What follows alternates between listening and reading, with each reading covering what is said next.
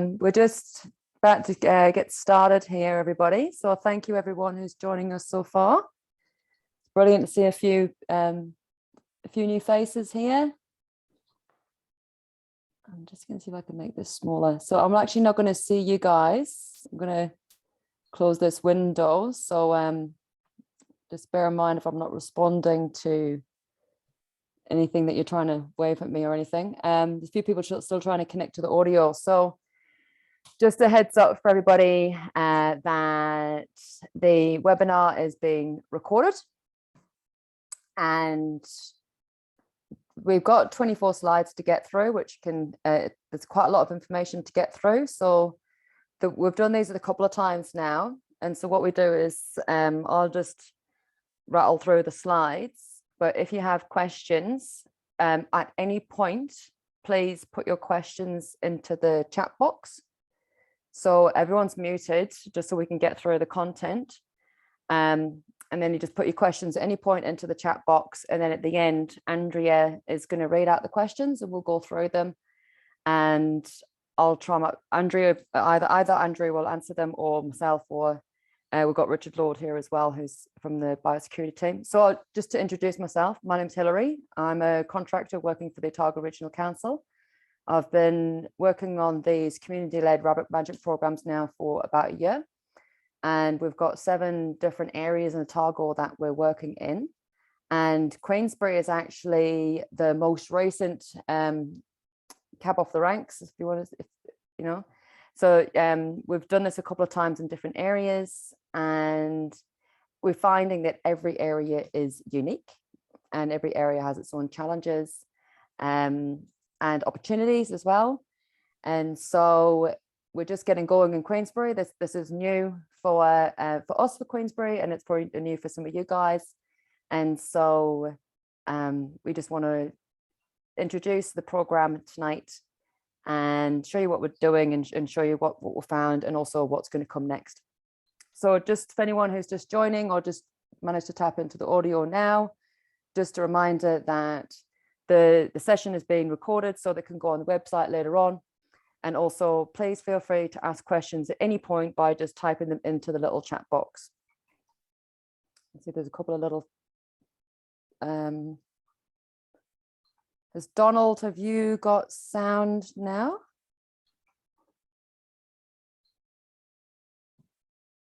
A few people are struggling with the sound here.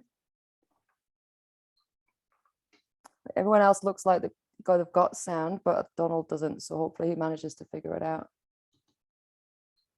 Right, so Queensbury Community-Led Rabbit Management Program. So what we're going to talk about tonight is a background to rabbit management in Otago, and we'll go through the strategy that we like to see unfold for Queensbury, and we'll give you some inspiring examples of landowner-led action in some of the other program areas that we've been working in. So a bit of background. Busy slide. So this is just a background about rabbit management in Otago, and you know how that's evolved over the last 170 years or so. So a lot of you guys will know that rabbits were introduced to New Zealand, I think partly, you know, for sport and also for a source of meat. But within a couple of years, they've gotten out of control, and they were creating an agricultural pest hazard. You know, they were really doing a lot of damage to farming land, and they were identified as a nuisance, and there was a Rabbit Nuisance Act that was formed. Over the next, you know, 100 years or so, lots of different legislation was brought in to try and manage them. I think at one point, so legislation was brought in to decommercialize it, because, you know, because there was a commercial element to harvesting rabbits, they didn't think there was enough incentive for people to kill them. So that's one strategy that was employed. But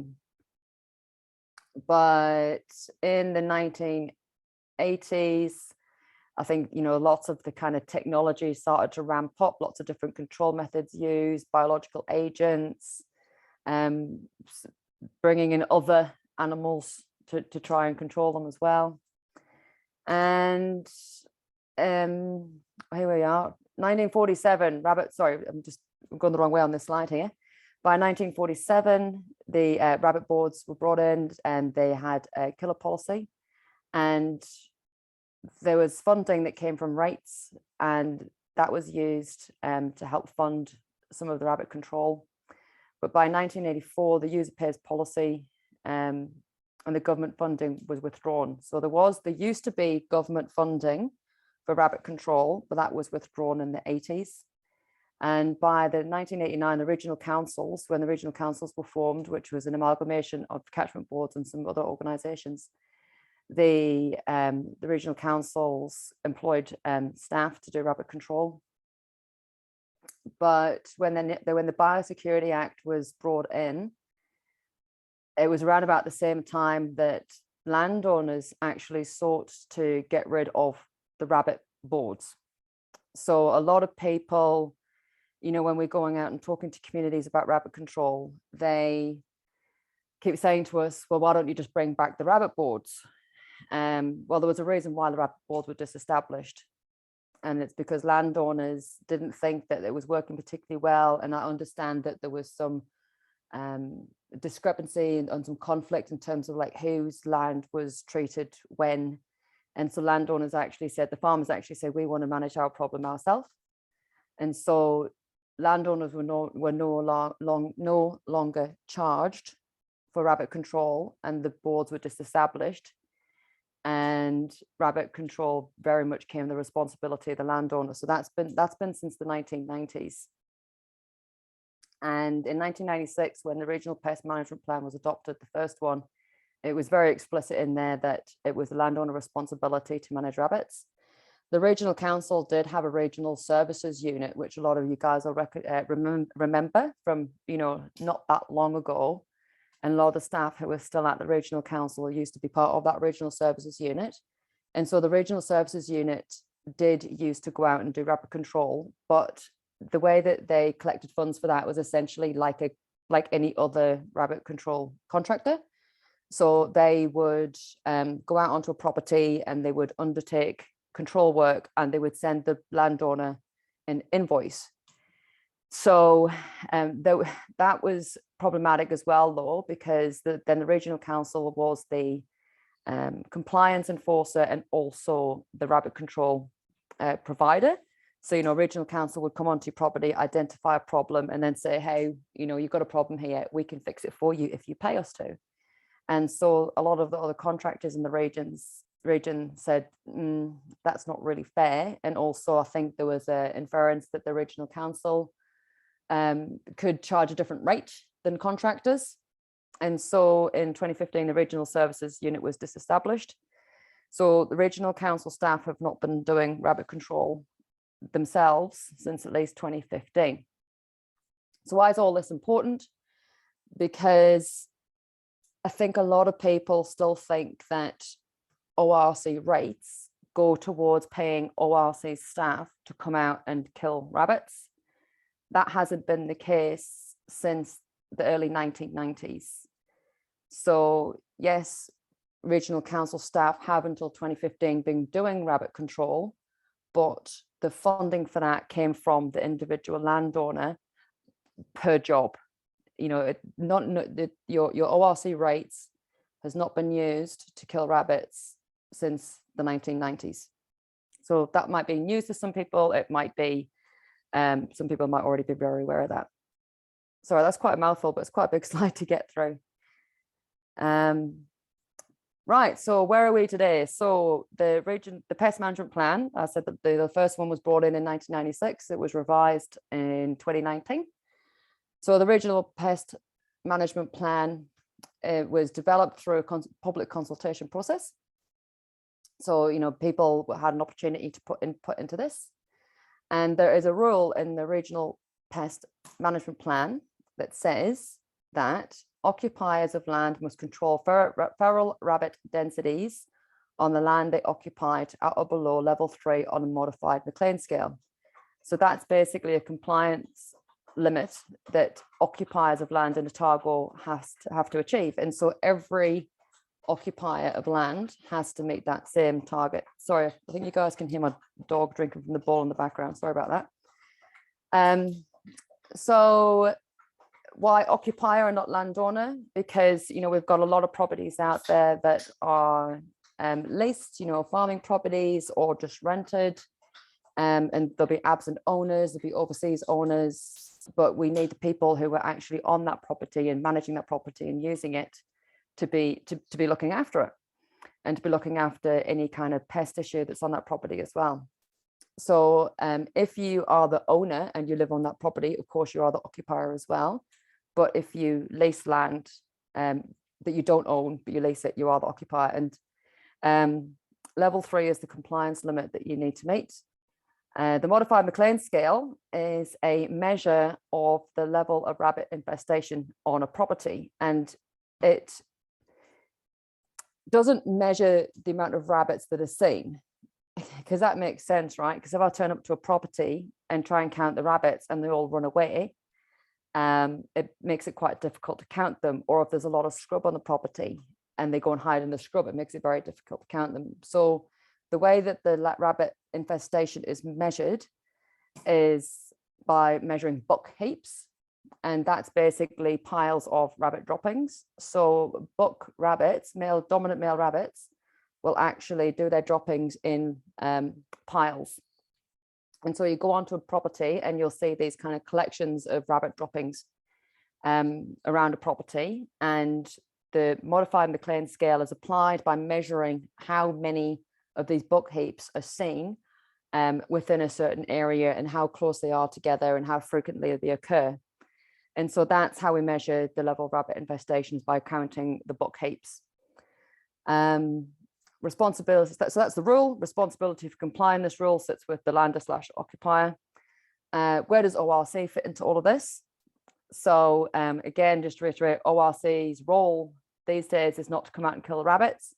It is to ensure that landowners and occupiers in the region are being compliant with the rule in the Regional Pest Management Plan. And they do this through inspections, rule enforcement, and managing the compliance, but also through advocacy, and education. So it's not just about coming out and enforcing compliance, it's actually working with people to try and get good results here. Right, the Regional Pest Management Plan, revised in 2019, sets different management approaches for different types of pests.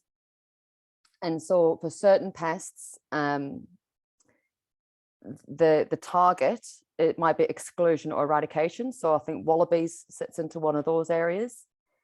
But for other pests which are very well established in the Otago region, and eradicating those pests is not feasible, like rabbits, the target is sustained control. And so when we've been going out to these communities as part of these community-led programs, people talk about eradication. We want to eradicate the rabbits. You know, in certain situations, if you have a very well fenced property and you maintain that fence very, very well, you know, perhaps you can exclude rabbits from your property. But in terms of eradicating rabbits from the Otago region, with the current tools and technology that are available to us, that's not feasible. And also the agreed target in the Regional Pest Management Plan is sustained control. So that's ensuring that all land in the Otago region is at or below level 3 on the modified McLean scale. And that is one of the reasons why rabbit control is ongoing. It's not about just releasing a virus and then all of the rabbits are going to be eradicated. You know, that's been tried before, it didn't work. We'll talk about that more later on. The target is very much sustained control, which means that, you know, managing rabbits is going to be something that all of us in the Otago region have to think about, who live, you know, if we live rurally or semi-rurally. So what have we done so far in Queensbury? So in February, biosecurity staff came out and did inspections on around 60 properties, and that is the program area shown on the map. And just to reiterate that this program is not focused solely on private properties, because rabbits don't really care who owns the property. And so it wouldn't make sense to target one landowner, but also in this kind of context, Crown land and public land is subject to the same rules as well. So those rules that we talked about, earlier on, that you've got to maintain rabbits to at or below level 3 on the modified McLean scale, that also applies to Central Otago District Council, who manage the road reserves within this program area, and also to the Department of Conservation, who've got a big chunk of land down near the state highway there. So those properties have been inspected as well, and those property owners, administrators, will be subject to the same rules as private landowners as well. So hopefully you all got your letter letting you know the biosecurity staff were going to come out. And these inspections were done initially to try and just get a feel for what's going on in the area, and to open up the engagement process with this community. We didn't want to come in straight away and just with enforcement. It's about trying to get people to work together and to do more education, advocacy first, before we have to think about that. So that is the primary target of this program. So what did we find? So these properties were assessed to determine whether they would be compliant or not with that rule in the pest management plan. And what we found was about half of the properties were actually compliant. So about half of these properties, the levels of rabbits on those properties was at or below level 3 on the modified McLean scale, which means that those property owners have been doing something, and it's working to manage rabbits on those properties. About half of the properties were at level 4. And so if you're at level 4, generally what we say is that it probably won't take a lot, or it won't take you too much to get you back down to level 3 and to keep you there. Sometimes the difference between 3 and 4 can be quite minor, and it just takes a little bit of increased efforts to get you back down to level 3. We do have a few properties that were at level 5, and at least one that was at level 6. So those properties are going to have a little bit of a more challenging task ahead of them. So what we've done in other program areas, that we've actually taken the results and we've generated a heat map, and it's been really helpful because it's helped us to see where the hotspot areas are across the program area. But unfortunately, we weren't able to produce that in time tonight because the lady who was working on it has been taken down with COVID. So this is the best graphic representation we could give you tonight, but we will be circulating the heat map for you once it's available, bearing in mind that we are very careful not to point fingers at who's compliant and who's not. We can't be handing out private property information. The heat map more kind of shows what's happening across the area. So when it comes to rabbit control, different ways you can go about it. Traditionally, a lot of rabbit control has been quite reactive. And so what that means is that we'll wait until there's a really high level of infestation. Maybe rabbits are at level 5, 6, 7 in an area. And so a lot of effort will go into seeing how many rabbits we can kill. And so that might be, doing a pin down operation, a poison drop, or, throwing a lot of money and effort and just trying to kill as many rabbits as possible. But what often happens is that those efforts are kind of short bursts of effort, short bursts of high intensity effort, a lot of money spent. And what happens is, people think, oh yeah, cool, I've killed 500 rabbits, job done. I can forget about it again for a while. And this is actually what happened when the virus came through.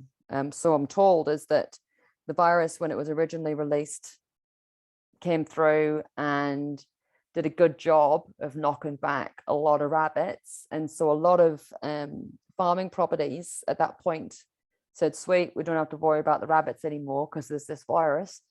And so they let go of their rabbiters. But the virus is never going to kill 100% of the population. And the rabbits that were left behind were, well, they bred like rabbits. And so the population just came back.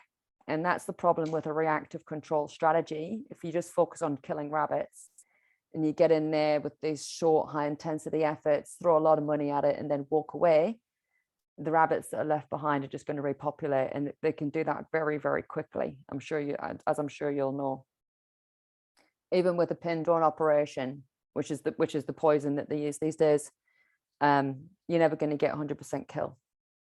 And so we are strongly encouraging landowners to be more strategic in rabbit control. And so the best way to be more strategic in your rabbit management approach is to start with a management plan. And so rather than just going, crikey, I've got a problem here, let's go into a big pin drone drop, let's be more strategic and think, right, well, long term, how are we going to get rabbits down to a manageable level and keep them at that manageable level? And that's where the effort just needs to be continuous, consistent effort over time. And the focus to a more strategic approach might be that if you do have a really high level of infestation, you might have to start off with doing what we call a primary control method. So that might be your pin drone drop. But then you need to have a plan for how you're going to back that up. And so basically the focus of the strategic approach is more around what do you do about the rabbits that are left behind? It's not just about how many rabbits you can kill, it's what do you do about the ones that are left behind? And so that's when you bring in secondary control. So primary control might be your big job to break the back of the population. And then secondary control would be to follow that up, to get on top of and keep on top of those rabbits that are left behind. And so with a more strategic approach, what you find is that with any of these, if you've got high level infestation, there's going to be a cost up front. But with a more strategic approach, those costs will diminish over time because you're managing fewer and fewer rabbits.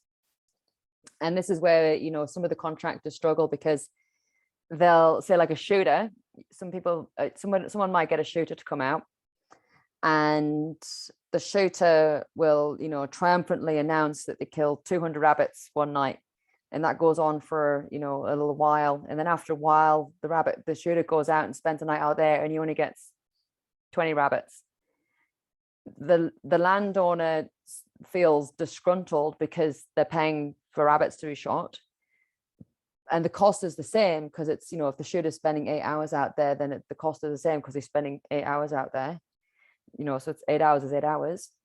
But the whole point is that getting them to come out and do 20 rabbits is just as important as getting them to come out and get on top of the population initially. So what happens though is that landowners don't like to pay unless a lot of rabbits have been killed. And so what they do is they wait until the population is out of control again, and then they try and get the shooter to come back. But by which point it might be that the population is actually too big for just shooting anymore.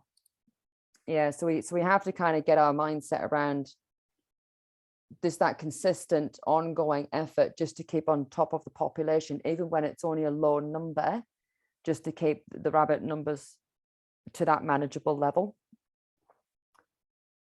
Right, so what would we like to see happening at Queensbury? So I've already said that we came out and we had a look at the situation, and about half of the properties need to increase the level of rabbit management that they are currently undertaking to ensure that they achieve and stay at a compliant level.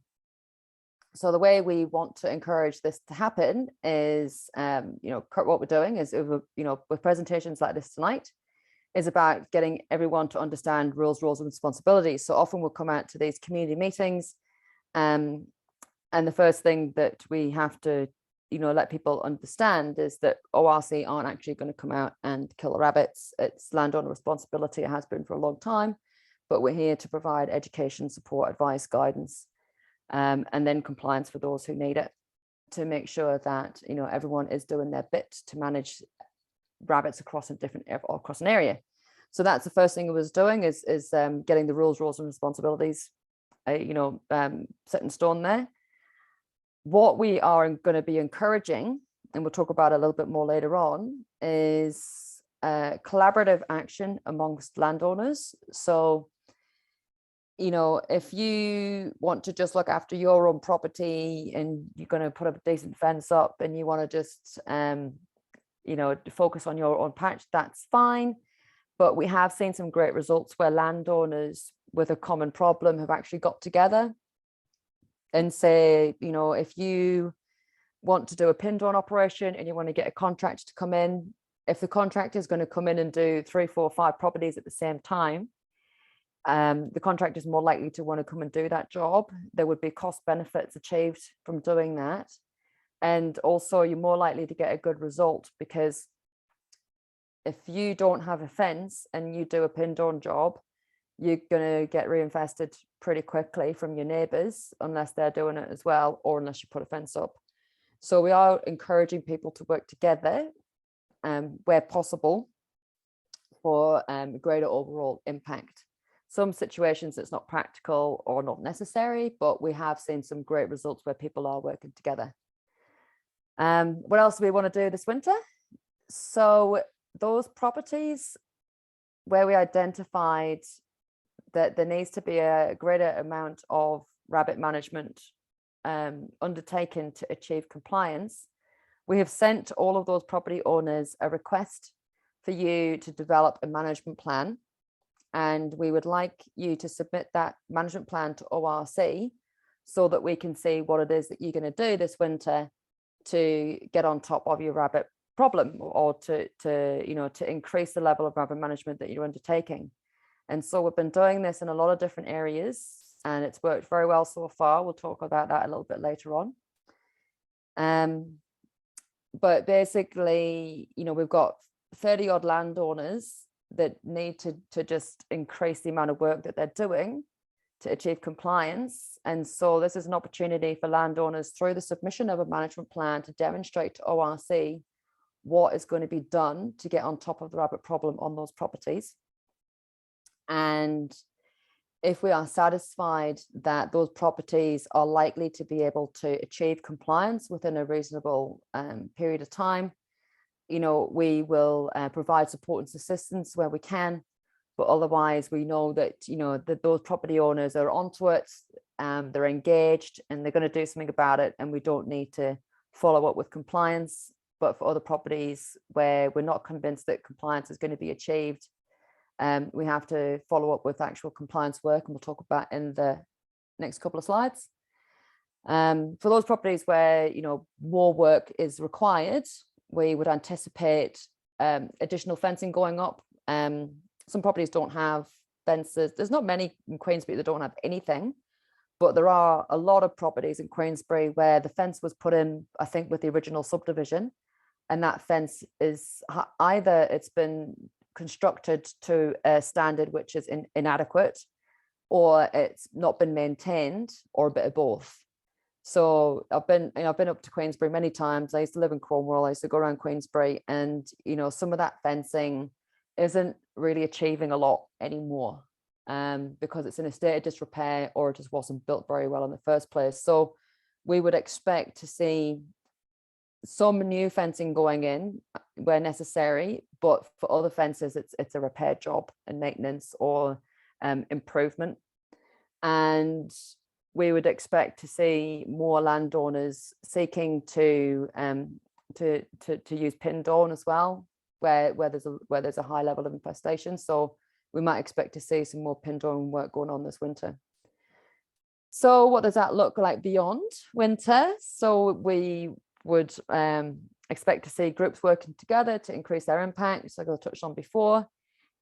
People are implementing their management plans.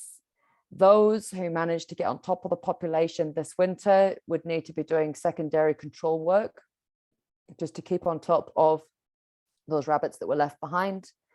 And through that, you should start to see the population of rabbits diminishing.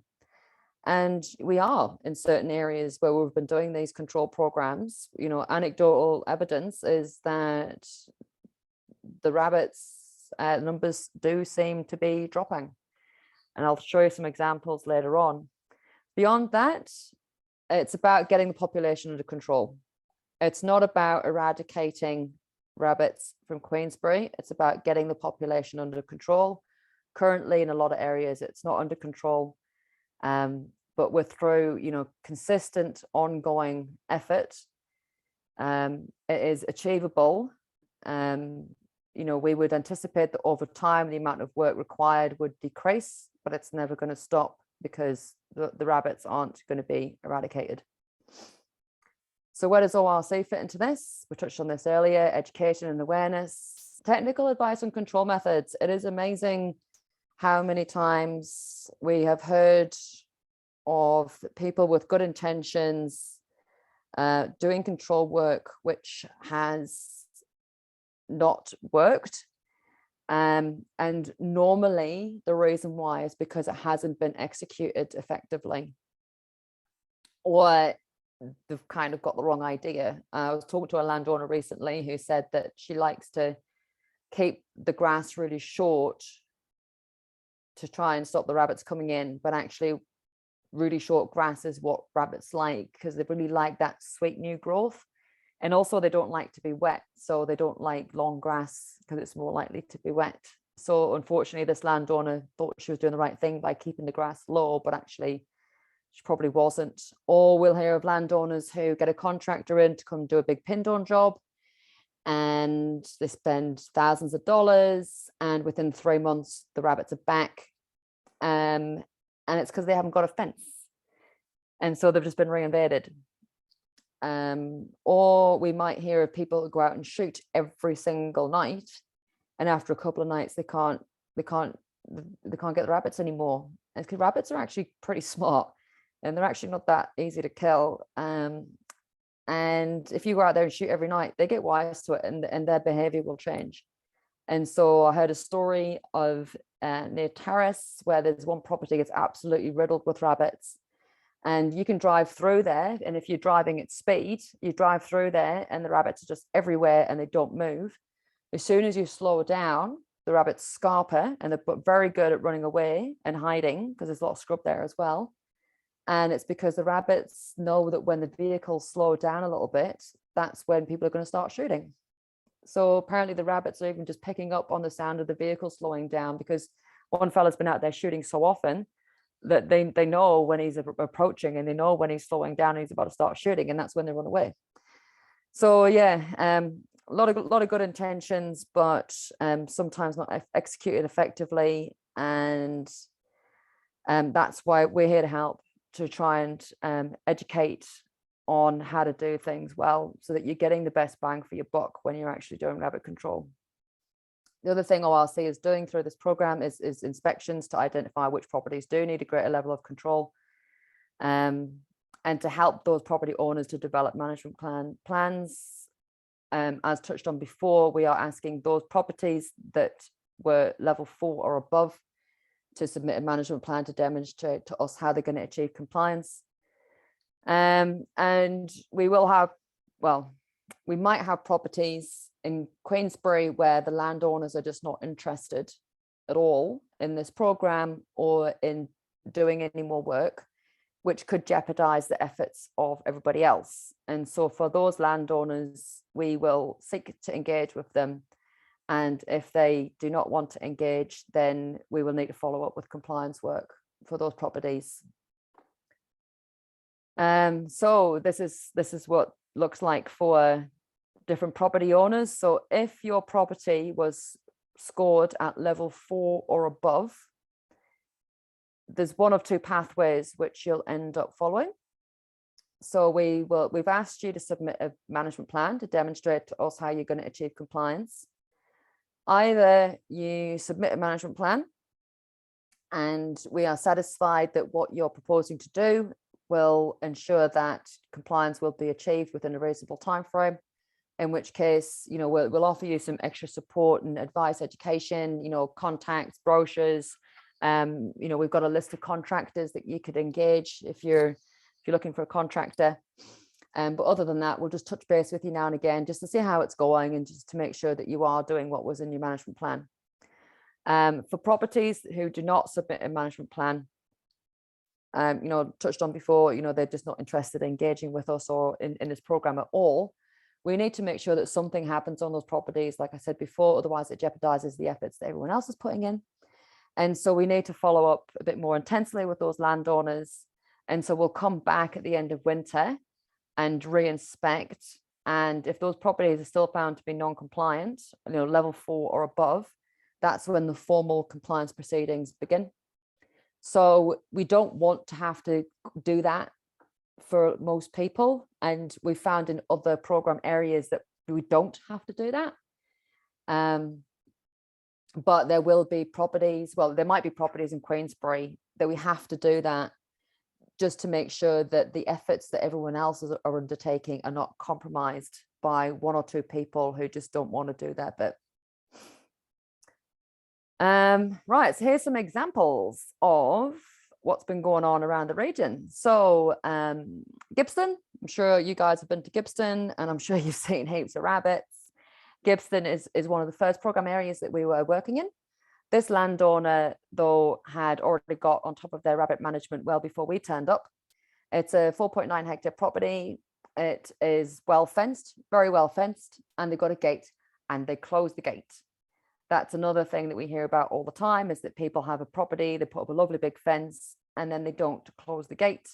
I was talking to some landowners in Albertown recently who think that they don't need to close the gate during the day because rabbits don't move around during the day. And I've been up there, and the rabbits do move around during the day, as I'm sure you know that they do at Queensbury as well. So yeah, really important that you put in a gate and that you close it.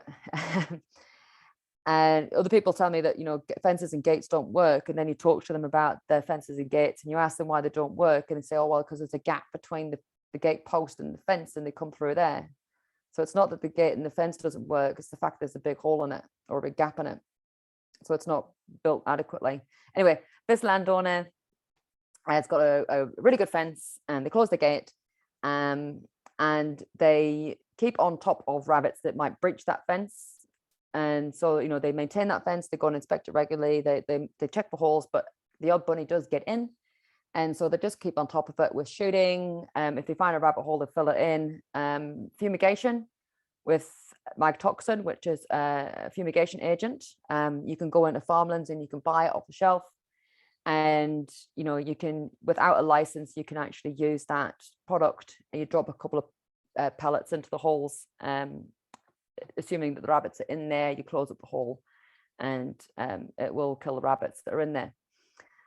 Challenges for these guys is, having to close the gate all the time, and also because they're property owners, their neighboring property owners haven't been doing a lot of control work, so their fence is constantly under attack. And that's where, when we're doing these community-led programs, we're approaching the whole area. We're not just targeting individual properties, because we understand that people like this property owner who do a lot of effort, their efforts can be compromised if the neighbors are not doing anything.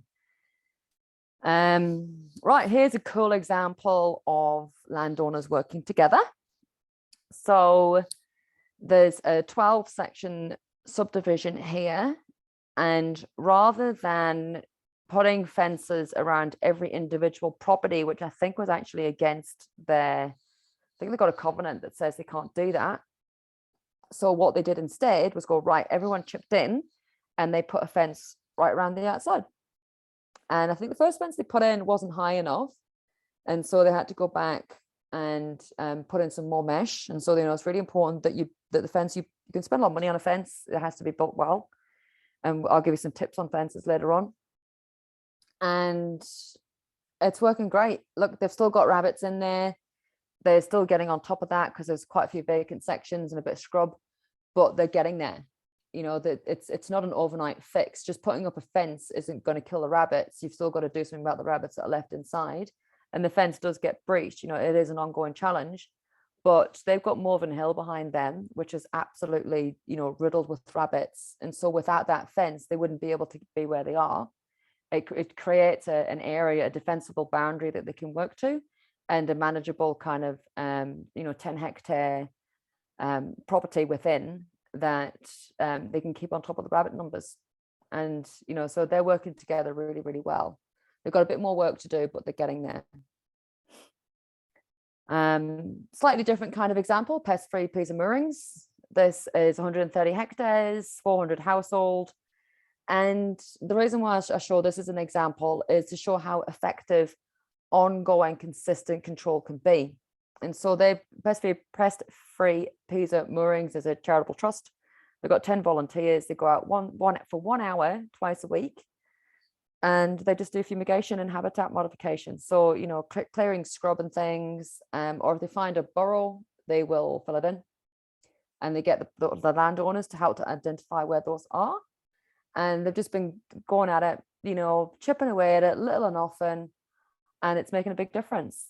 They haven't eradicated rabbits in that area. That's not the target. It's just keeping on top of them, but they have made a big difference. And because some of the local landowners, I think Fulton Hogan have got a quarry to the north, and there's a big vineyard or orchard there as well that borders them. And because they can see the effort that the community is undertaking, they've actually chipped in and helped with things like cattle stops and fencing to do their bit to help with that community effort. So they're an awesome group. I've had them out a few times showing other people what can be done, and it just shows you that there's chipping away little and often is the way to go. This is a little slide just showing some stats about what's been happening in some of the other program areas that we've been working in. So I think Gippsland was the first one to kick off. Inspected over 170 properties, 74 were found to be at level 4 or above. We asked those property owners to submit management plans to show us how they were going to get back down to a compliant level. 80% of the landowners did that, which is great. And I get sent photographs and text messages from landowners who've been putting in cool fences, or they've engaged with their neighbors and they never have done that before. And it's great. There's a lot of work going on out there. There was a lot of work going on already, but they love the amount of work that's going on now because of this program is awesome. And look, we've got 18% who haven't submitted a management plan. And, as I touched on before, not everyone will jump on board this program just because we asked them to.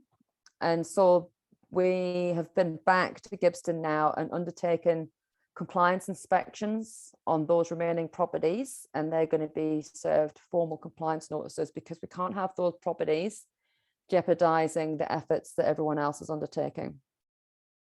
The next one was Lake Hayes, 230 properties inspected, 82 of them were 4 or above. 91% of people have submitted their management plans. A lot of people doing a lot of work in Lake Hayes, which is fantastic. People who have got vacant lots who didn't really think they had to do anything before, and I'll show you an example on the next slide, and we go out and tell them like, hey guys, you've got a problem and you're causing a problem in the community. And they go, oh, all right, yeah, cool, but yeah, onto it. We don't want to be that guy. Yes, yeah, like anywhere else, we've got a couple that have not gone on board with this. We've got a few absent landowners who don't seem to be very interested at all. And so we'll be going back out at the end of winter to do compliance inspections with those guys. Otago Peninsula, smaller number of properties, but a lot of them were big farms. And we've been chipping away at that community for a couple of years now, and we've managed to get every single landowner to submit a management plan.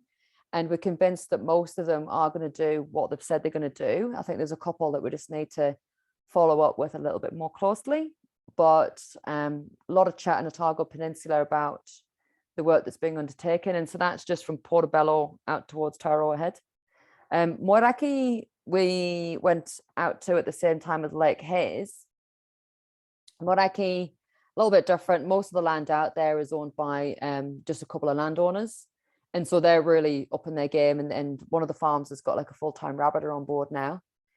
So that's going to make a big difference. Moiraki is a little bit different from some of these other areas because, it's not a community that's been dealing with rabbits for the last 150 years. Central Otago has been dealing with rabbits for a lot longer, but Moiraki It's a little bit newer for them.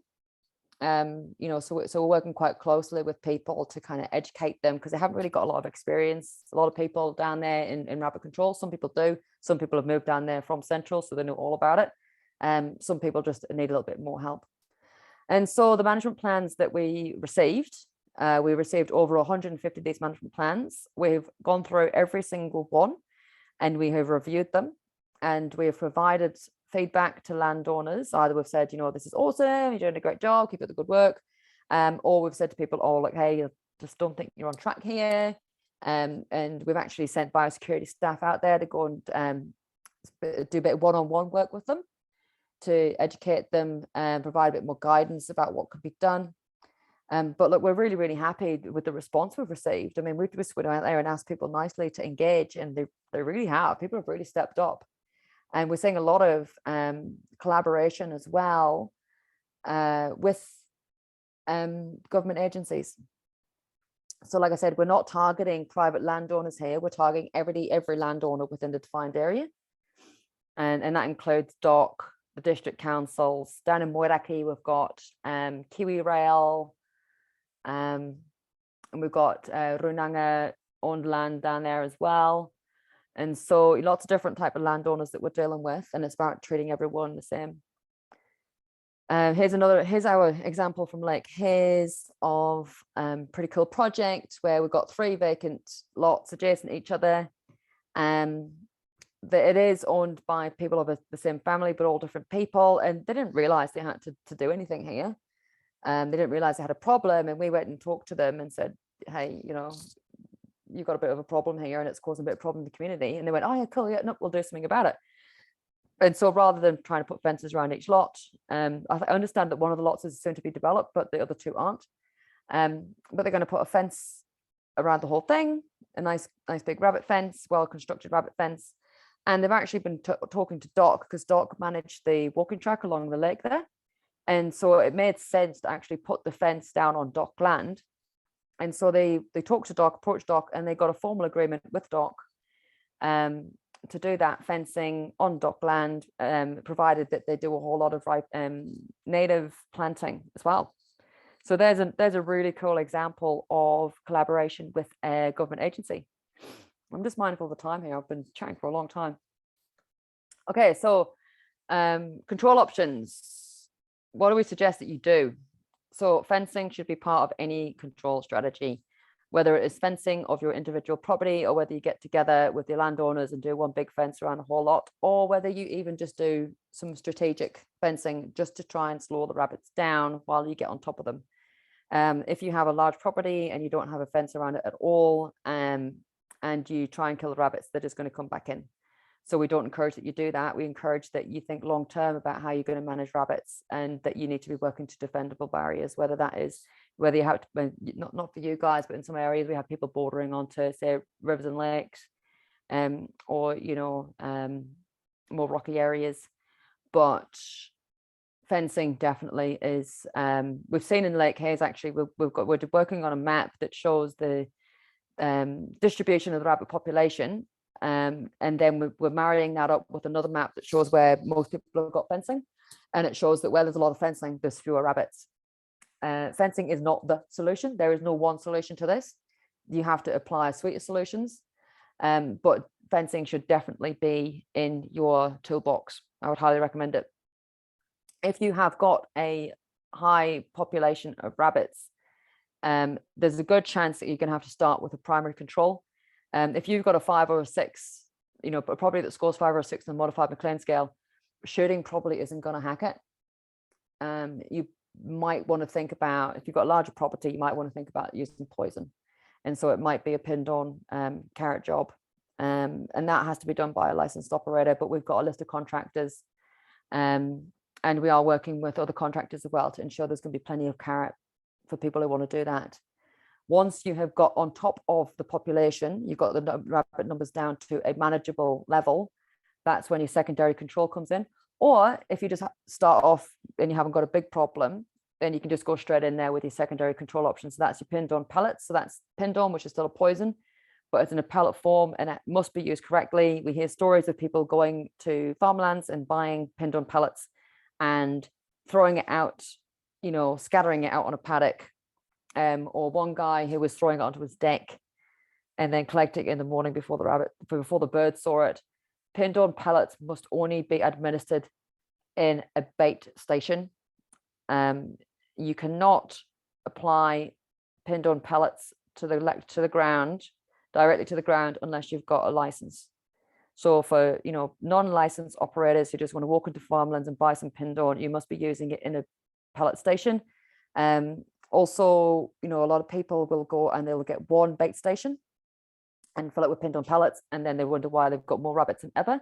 And that's because of recruitment. I won't go into that too much. We've got pamphlets and things, just because of the time, we've got pamphlets and things on the website.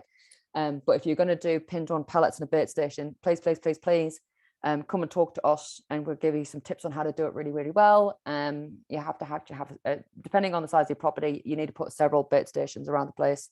But we can advise you on that if you are looking to do that. Fumigation is the magtoxin. That's the little pellets that you put into the holes, and it's a, you know, fumigation.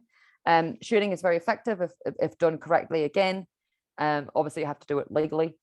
But if you go out there every night and shoot, the rabbit's going to get wise to it. I've got a property here in Dunedin.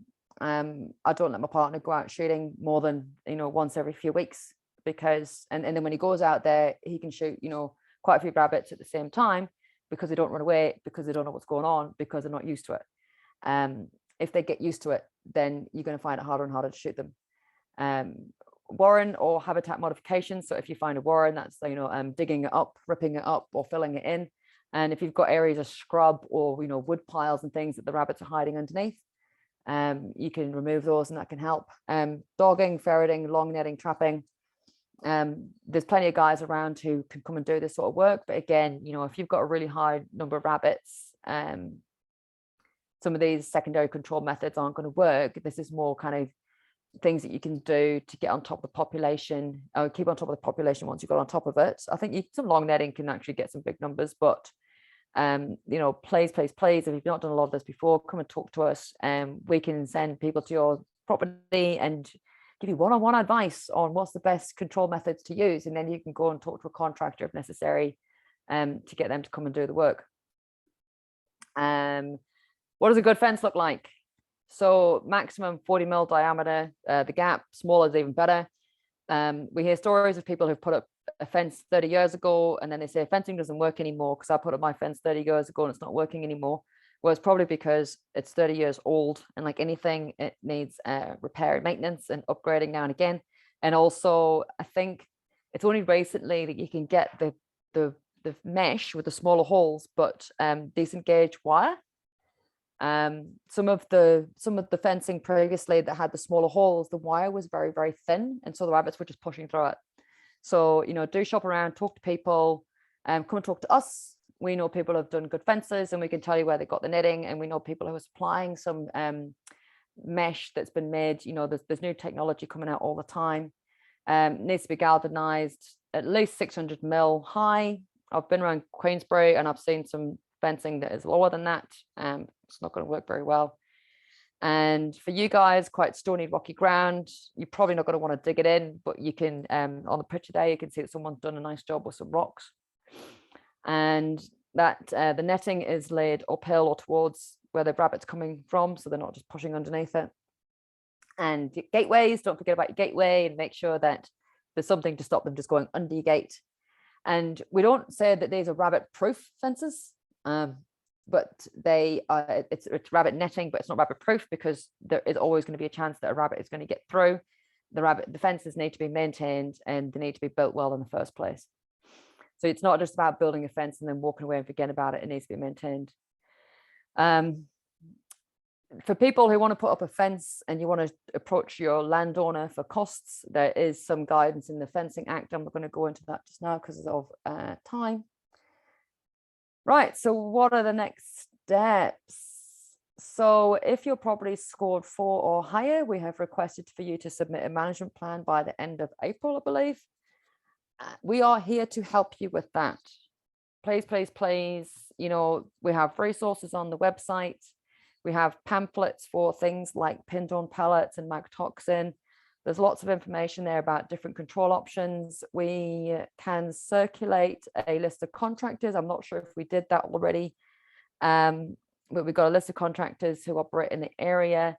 You know, for a lot of people, they'll actually get a contractor to come out and help them to come up with a strategy, or just contact us and we will help you.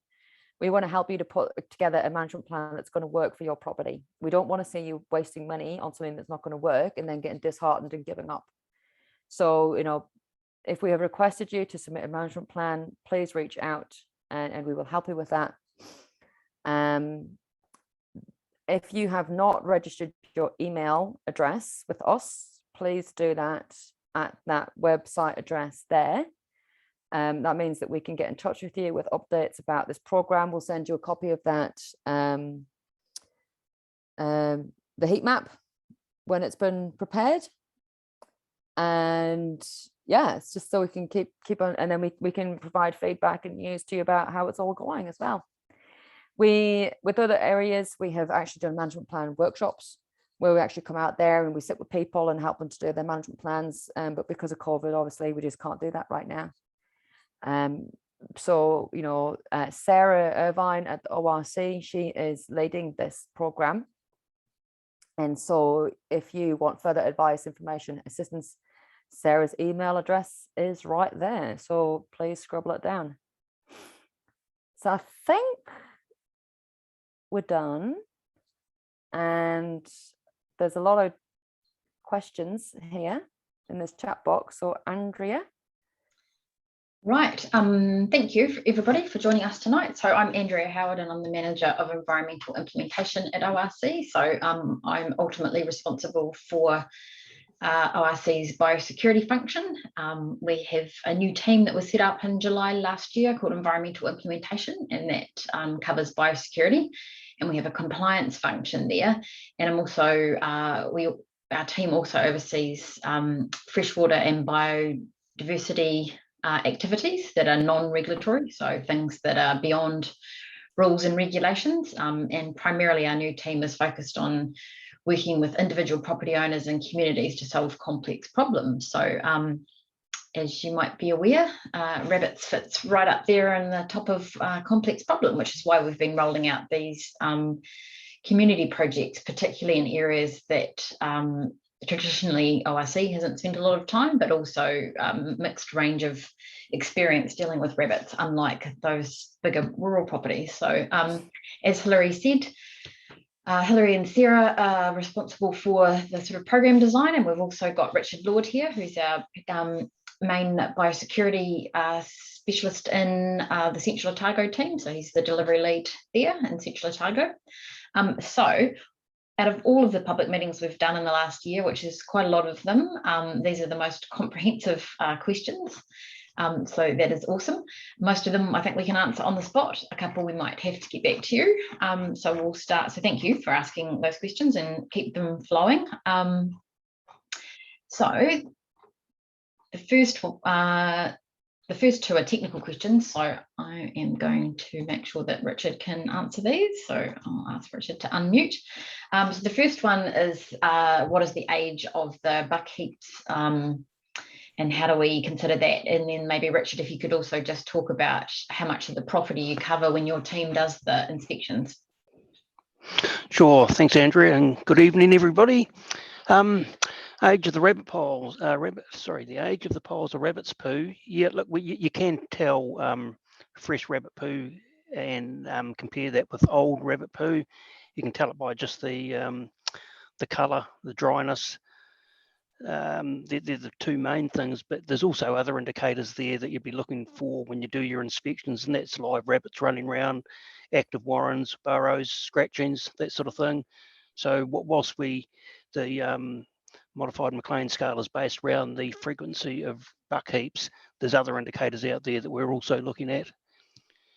The area that we covered, and generally speaking, we covered the entire area of all properties there. We walked all the properties, we walked all the boundaries, and we would have zigzagged ourselves through the internal, well, certainly within the property itself, sort of right through, really getting a good understanding of just what is there. So very good coverage. Great, thanks, Richard. And the next question, two questions are also, I'll throw over to you. So one is about the impact of any poisoning on domestic animals, and then the second one is what we know about the impact of pindone on things like hawks. Yeah, sure. Thank you. Look, with all pets, there's always a risk with any poison. Pindone is no different, but I think if everyone's responsible and really goes out of the way to ensure that the pets aren't exposed to any dead rabbits, that's the key there. I mean, very, especially with dogs, you can take them elsewhere. Or cats, they'd be the harder one to control unless you keep them locked up inside. But there's things like you can do a run around your property, every day and just pick up any dead rabbits to minimise the risk of any pets being exposed to the dead rabbits and pindone. Just wee things like that. There's also vitamin K. If you did end up with a suspected poison, you can take your pet to the vet and they can administer vitamin K, which is easily done. The pindone itself is an anticoagulant, just like your rat poison. So if a rabbit was eating pindone, it's going to be normally 7 to 10 days before they may get a lethal dose. So, as I say, it's not suddenly day one you're going to start seeing dead rabbits lying around the property. But as I say, a really good idea. Once, after sort of 5-7 days, to run around your property and pick up any dead animals and reduce that risk. Another question there, I think. The hawks. Hawks. Look, unfortunately, yes, hawks can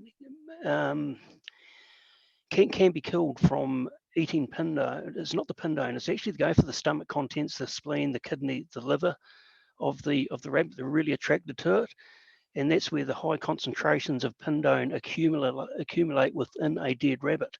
So again, I go back to, if you do a run around your property, pick up any dead rabbits, minimise the risk there. But yes, look, there's no denying hawks can die from dead rabbits. Thanks, Richard. And we can provide, whether you're required to or requested to complete a management plan, we can provide one-on-one advice just around location of bait and things like that to help minimise the risk. We can't cover, every possible scenario, but we can certainly provide advice about how to minimise the risk. The next question was around the consequences for landowners not complying. So on our ORC website, we've got a recently new developed compliance policy. So basically for the properties that go into this pathway B, which are those that have either chosen not to engage at all or who haven't submitted an appropriate management plan and made progress, we will put them into formal compliance. So the first step of that is issuing a notice of direction. Depending on the time of the year and in general, the pest species, we give that property a specific amount of time, so between 3 and 6 months generally, to undertake work and become compliant. And if that doesn't happen, the next step is going to a notice of intention to act on default. And then that process means that we engage a contractor. That contractor will undertake the control, and Otago Regional Council will send an invoice for that work. So it's fair to say we've been a bit light on that in the last few years, but we have just started issuing our notices of direction and ramped that back up, and we will be continuing to do that because one of the key frustrations, completely understandably, from landowners is lack of action from other people. So that's our compliance process. If the bill is not paid, then a charge against the land is put, and there's an incredible amount of interest put on that. So there's definite financial penalties for that. But ultimately, we just undertake someone to get the job done. That's not a cost-effective way of doing that for the landowner. So for those people who jump and think that, just do nothing and someone else will sort it out for me, it's definitely not in anybody's best interest. So do we recheck properties that are currently level 3, but border properties have been identified at level 4 and have improved their management? So yes, we will be continuing sort of informal engagement and inspections over the coming years, just to make sure we're not here for a short time. We're here to support the community, try and get to a better state than it currently is. So I think, as with anything, like the rabbit management, people's motivations and attention fluctuate. So we need to be having oversight across all of these properties. We will be focusing more on the ones that have been compliant, non-compliant, I should say, that go into compliant, but we are fully aware that people can flip from compliant to non-compliant quite easily. So have we ever had to request management plans on the Manitoto? It's a really good question, where they've always retained their own private rabbit board. So just for those of you who don't know, there's the Manitoto Pest Company. I think they've got around 70 properties. Those properties all pay a certain amount of money, and nowadays basically I think they just do shooting out of a helicopter. So but however, they don't cover the whole area. So we've definitely done inspections and had non-compliance outside of that area. But Richard, can you comment on any in terms of the area that is managed by the Manitoto Pest Company, compliance? I'm assuming Richard's still there. Is he gone? We'll see if he joins back. Or so in general, that's an effective way, and is, you know, quite a good way for a community to work together. Hilary, did you have something else to add? Yeah, I was just going to touch on that. The Manitoto pest management company model works really well. So what they did is they really came in at the right time. So when the rabbit boards were being disestablished in the 20-30 years ago, the Manitoto Pest Management Company said, right, you guys still enjoyed the fact that someone was making all the decisions and looking after this pest across the whole area. And so we'll set up as a private contractor to do it for, instead of the rabbit boards. And so they've been, like Andrea said, they've been collecting this levy. I think it's a great model. Richard's back. I just hadn't unmuted him, so apologies. Oh. I think it's a great model. It works well in areas where you're dealing with a lot of landowner buy-in. I think they, you need really kind of like at least 80-90% of landowners all to be buying into this to make it work. Also when it's a common type of property, and also when you can rely on like kind of one control method and everyone's on board with that. So I think back in the day, they used to do a lot of pin down out there to get on top of the rabbits. And then once they've got on top of them, they're shooting. I've talked to those guys a few times. They're doing the shooting consistently. They're doing it all year round, but not just shooting one property. They move around the place so the rabbits don't get used to it. They feel like they're just kind of keeping on top of the problem. It wouldn't take a lot to tip the balance, they've told me. And also, if you had a landowner that came in or someone else who wanted to do things a bit differently, it might not work. We haven't got that model working anywhere else. And these communities that we've been working in, we didn't see it working particularly well because there was lots of different types of property that probably need lots of different types of rabbit management approach. Queensbury could be somewhere where a model like that, if you've got a high level of landowner buy-in, if a contractor came forward and said, I want to set up something like this, and I've talked to all of the landowners and 80% of people on board, we would think that was actually wonderful. Because then you've got one contractor who's looking after the area consistently and managing rabbits across that whole area. If someone wanted to do that, that'd be great. But we can't force that to happen. Anything else to add, Richard? Yeah, no, thanks, Hilary. I think the Manitoto, as Hilary said, it's unique in terms of they started up the company as soon as the rating system disappeared. So they transitioned from a rating system straight back to their own rating system in essence, and employed their own staff. And they are unique in terms of all the farms, just about all the farms in the Manitoto are of a decent size, and you don't have lifestyle blocks, vineyards, orchards, smaller blocks and that sort of thing. And there was a very huge buy-in because prior to that, the Manitoto have had rabbit problems in the past, so they certainly knew that. So they jumped in and really sort of took matters into their own hands and are doing a fair job over there too. And the question there, have we ever had to request a management plan? No, we haven't. But we, to a degree, we've left them to their own devices, but we also have very good knowledge on what work they do and what the rabbit situation is in the Maniototo.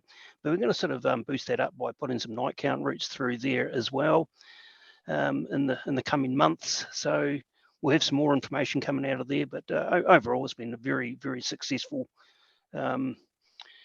model that they've climbed into. Just want to jump in because Donald's just made a point. It's important for everyone to understand that the levies are tagged to their own property. Yeah, so just to make sense to talk about that comment now. So every landowner pays a levy, and then the pest management company will go out there and do the work, and they will withdraw funds from your kitty depending on how much they need to do on your property each time that they're there. And so it's quite cool. So they've got like 70 kitties essentially of pots of money for everyone's property, and they draw down funds from that as required. And we've I don't know if we touch on this later, Hilary, but we've just released $100,000 fund that ORC is for the first time encouraging collaborative action. So setting up things, well, a lot of things, education, but communities and individual property owners working together. So if you're keen to set that up, I would encourage you to look at the criteria on our website. So the next question is just around increased fire risk and changing habitation or habitat and having fences installed. There's probably something that's better discussed at a property level, but I think there's pros and cons with long grass and short grass. No fire expert, but Richard, have you got any comments just on whether that would the habitat modification and fencing would increase fire risk? Yeah, look, generally speaking, most rabbit fences are waratahs and netting, so they're not really. I mean, they can tolerate a bit of fire, if you like, unlike tantalised posts. But I guess if you've got increased vegetation there, there's always a bit of a risk, especially when it gets dry, as we all know. But I wouldn't necessarily see rabbit fencing as a major fire risk as such. And then the next one, great questions. So just talking about easements and gates and where if gates are installed, then people will not want or refuse to open. And I guess that really comes down to the community priorities. Like most things in life, if you kind of want something to happen, I guess you have to sacrifice a little bit. So I think it's, as Hilary's alluded to, that sort of gates are an important barrier, and inappropriate gates often mean that the good work that's been done around that is lost. Again, that's something that we could look at and discuss with you, Christine. The specific instances, it is problematic, but as we've heard loudly and clearly, rabbits are problematic for people too. So it's sort of working with that, but you obviously also alluding to a shared sort of ownership of a gate and the requirements around subdivisions potentially. How do we go about getting the contact details of neighbours who are not occupying their land? Yeah, that's a tricky one. We don't at the moment have some councils release that information, so that's not something that ORC can release. But we do have access to that land and are engaging as much as we can with people. So often it's the word of mouth that gets that the biggest kind of benefit about getting in contact with people. But under the Privacy Act, we're unable to give out that information. What we can do, Andrea, I might get in trouble for this, is with if we identify that there's a group of people and they want to work together, or we've said that there's a group of people who've all submitted management plans, but they're all working in isolation, and I can see there's a benefit in those people working together, we might go out to those people individually and just go like, hey, if you thought about working with your neighbours, would you like us to share that with your contact details? Would you like us to do that for you? would you like us to make those connections? And so we have in certain areas started to join the dots between different landowners as well. But, as Andrea touched on, we can't just hand out information without that person's consent. But, through this program, a big part of it is us looking at opportunities for greater collaboration amongst landowners. Thanks, Hilary. Ellen's question. So is Pindone dangerous to birds? Sparrows seem to really like it. So I'll get Richard to just confirm. I mean, poison is poison. One of the things you can do is distract the birds and give them something else to eat. So I think there would be a risk, but there are some things that you can do around location and placement, and also, just giving them something better to snack on. Richard, have you got any advice? Yeah, look, the Pindone pellets are cereal based, so yes, birds would be attracted to eating them. And it's what Hilary said before, if they're in a bait feeder, what you need to do is either cover up that bait feeder, more so during the daytime. And yeah, so the birds can't get at it would be the key thing there. Not so bad at night time. The rabbits come out and feed at night, and the birds aren't really active either at night. So that would be my advice. Cool. And to Burns, the heat map will be scheduled for the beginning of May, and we'll circulate that out to people. That's correct, Hilary? I'm not sure what it's correct about May. Sarah's just confirmed that. And we'll also we'll make sure people have access to that. So feel free to get in contact with us directly, or we'll do that as well. Important to understand. So we've covered that one. And Richard's gone. So I think that's all of the questions at the moment, unless anybody has anything else. So something I should have mentioned, Andrea, when I was talking earlier about Pindone, hawks, rabbits, etc. Most of the rabbits, because it's an anticoagulant, it takes many days for rabbits to die. Most of them die underground in their warrens or back in their burrows anyway. Not to say some don't die on top of the ground, but that's something to just take note of.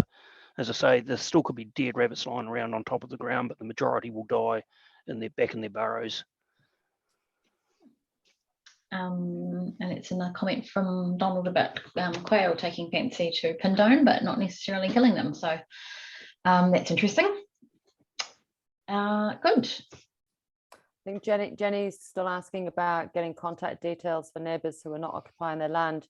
So, again, we are in contact with everybody. If people haven't engaged with us, we're just today, Lake Hayes, I sent someone out there to go knock on someone's door to try and get them to engage with us. And so we are engaging directly with those landowners, and where we see an opportunity for a collaboration, we are looking to link people together, but we've just got to be careful about how we hand out that information. It has to be at the consent of that landowner. But if you approached us and said, that you wanted to get in touch with your neighbour, we could look to get in touch with them on your behalf, and if they were happy to share the details, then we can join the dots that way. Yeah, and if you want to message us directly, if you just click on that message and put direct message, I think that comes to me, we can get in contact with you if we can't identify your name from our cross-check your name from our records. We do have everybody's names and details, but feel free just to send me a direct message. Yeah. Okay, well, I hand back to you, Hilary.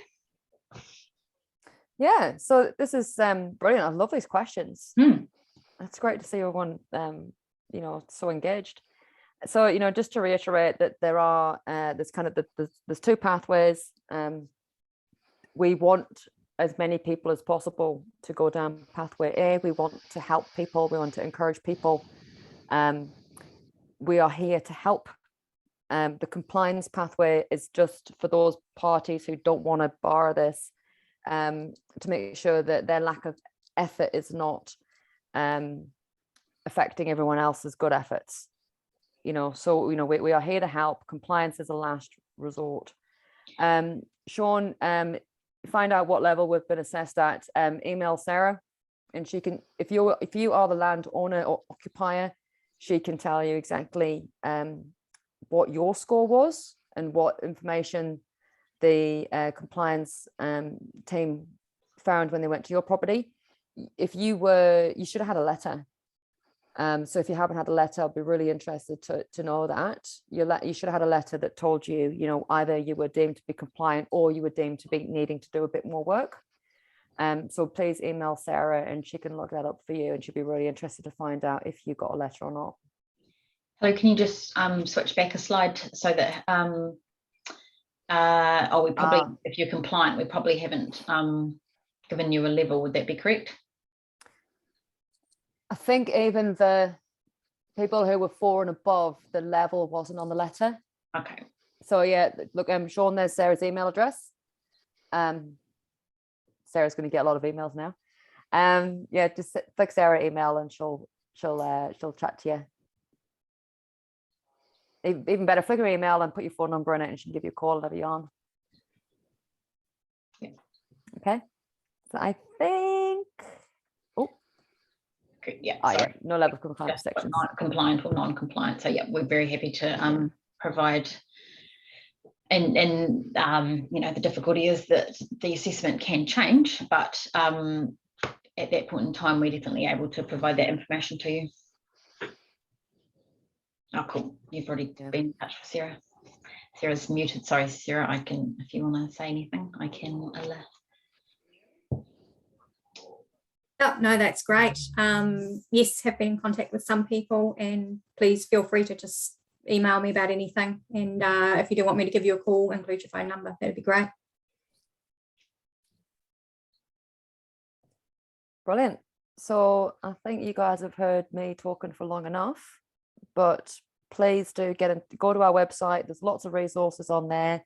There's some cool pamphlets that have been worked on with industry experts. If you're worried about toxicity as well for different types of animals, that information is available. Different toxicity levels for different animals. We can get that information to you. We can put you in touch with the experts as well on that stuff. So please, you know, even if you are compliant and you just want more information and you know about how to do things better, or you know just want to know about new techniques and things, go on our website, check out what's on our website, or just otherwise get in touch. And yeah, we look forward to hearing some more good news stories coming out of Queensbury.